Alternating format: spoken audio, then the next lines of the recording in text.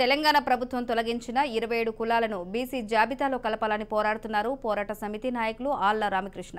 అయితే కమిటీ సభ్యులతో కలిసి కాంగ్రెస్ పార్టీ అభ్యర్థి బండి రమేష్ కు మద్దతిస్తున్నట్టు ప్రకటించారు.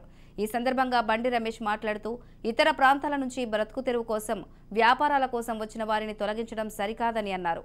కాంగ్రెస్ ప్రభుత్వం ఏర్పడ్డ వెంటనే 27 కులాలను తిరిగి బీసీలలో చేర్చే బాధ్యతను తీసుకుంటామని తెలిపారు.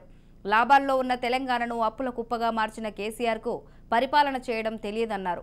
రాష్ట్రాన్ని అమ్మకం చేస్తూ పాలించడమే వారికి తెలుసని ఆరోపించారు.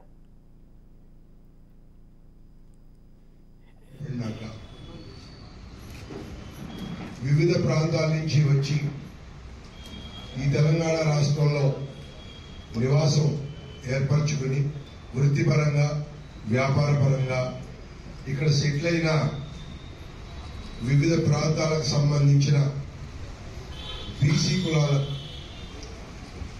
వాటిని ముఖ్యంగా మనం 26 కులాలుగా చెప్పుకుంటా ఉన్నాం.